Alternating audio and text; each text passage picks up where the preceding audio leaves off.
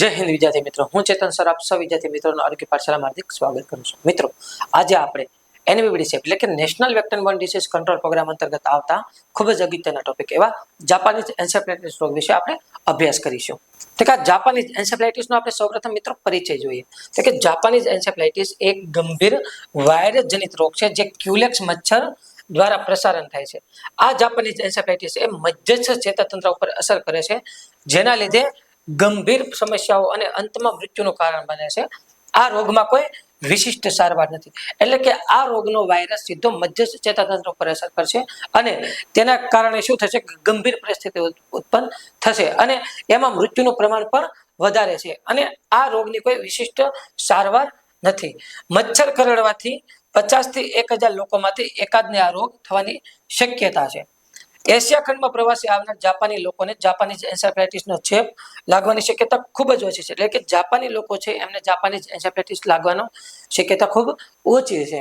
1981 પછી એશિયામાં રહેનારા અમેરિકી નાગરિકોમાં આજ દિન સુધી કેવળ 5 કેસ નોંધાયા છે. આ જાપાનીઝ એન્સેફેલાઇટિસનો પ્રથમ કેસ 1995માં જોવા મળ્યો હતો.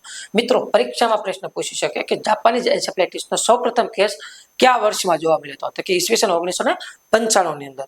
આ ઉપરાંત જાપાનીઝ એન્સેફેલાઇટિસનો એનવીડીસીમાં સમાવેશ 2004માં કરવામાં આવ્યો હતો. એટલે કે પરીક્ષામાં એવો પ્રશ્ન પણ પૂછી શકે કે national vector borne disease control programme એટલે કે એનવીડીસીપી ની અંદર જાપાનીઝ એન્સેફેલાઇટિસ રોગનો સમાવેશ કયા વર્ષમાં કરવામાં આવ્યો હતો? તો કે ઈસવીસન 2004 ની અંદર. હવે આ રોગની આપણે આગળ વાત કરીએ તો કે જાપાનીઝ એન્સેફેલાઇટિસ રોગનો કારક જાપાનીઝ એન્સેફેલાઇટિસ વાયરસ પોતે છે. એટલે કારક કોણ થાય? તો કે જાપાનીઝ એન્સેફેલાઇટિસ વાયરસ. હવે એમનું ફેલાવાનું માધ્યમ કોણ છે? તો કે આ રોગનો વાહક કોણ છે? તો કે જાપાનીઝ એન્સેફેલાઇટિસ વાયરસથી સંક્રમિત એટલે કે મચ્છર કરડવાથી રોગનું પ્રસારણ થાય છે. એટલે કે વાહકની અંદર આવશે માદા ક્યુલેક્સ મચ્છર, જે વાહક તરીકેની ભૂમિકા ભજવશે.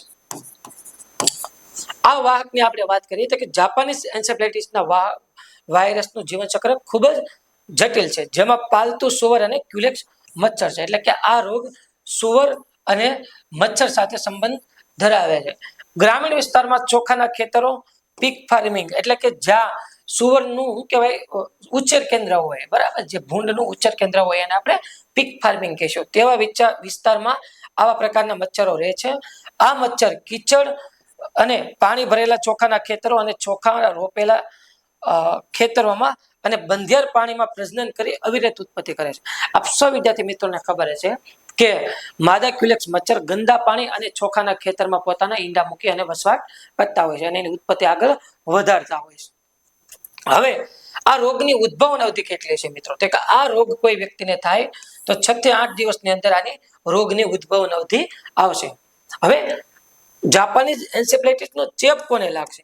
તો કે આ વાયરસ માણસો તેમજ મોટા ભાગના ઘરેલું પ્રાણીઓ, પક્ષીઓ, સર્પો, દેડકાઓ અને એને આ ચેપ લગાડશે.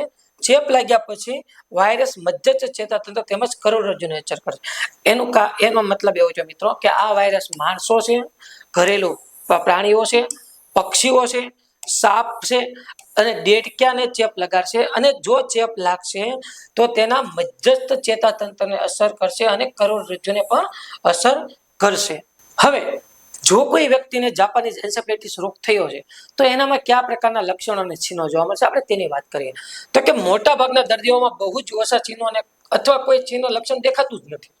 પરંતુ જેઓને ગંભીર પ્રમાણમાં રોગ થાય તો તેમને ફ્લૂ જેવી બીમારી થશે. એટલે કે જાપાનીઝ એન્સેફેલાઇટિસની અંદર ફ્લૂ જેવી બીમારી થશે, જેમાં દર્દીને તાવ આવશે, ધ્રુજારી અને થકાન થશે, માથાનો દુખાવો થશે, ઉબકા અને ઉલટી થશે, ગભરાટ અને ઉશ્કેરાટ જેવા લક્ષણો જોવા મળશે. હવે કોઈ વ્યક્તિને જાપાનીઝ એન્સેફેલાઇટિસ થયો છે તો આપણે એનું નિદાન કઈ રીતે કરશું? તો કે એનું નિદાન લોહી અને મસ્તિષ્ક ગળ એટલે કે સેરેબ્રલ સ્પાઇનલ ફ્લુઇડનો ટેસ્ટ કરાવવાથી આપણે આનું નિદાન થશે. અને જો કોઈ વ્યક્તિને જાપાનીઝ એન્સેફેલાઇટિસ થયો છે તો આપણે એની સારવાર કઈ રીતે કરશું? તો આપણે એની સારવારની વાત કરીએ તો કે જાપાનીઝ એન્સેફેલાઇટિસની કોઈ ચોક્કસ સારવાર હજી સુધી શોધાય નથી, પરંતુ રોગના લક્ષણો અને ચિહ્નોને ધ્યાનમાં રાખીને આપણે એની સારવાર આપવામાં આવે છે. કેમ ડેન્ગ્યુની અંદર મિત્રો કોઈ ચોક્કસ સારવાર નથી, પરંતુ એના લક્ષણો અને ચિહ્નોને આધારે એમાં સારવાર આપવામાં આવે છે.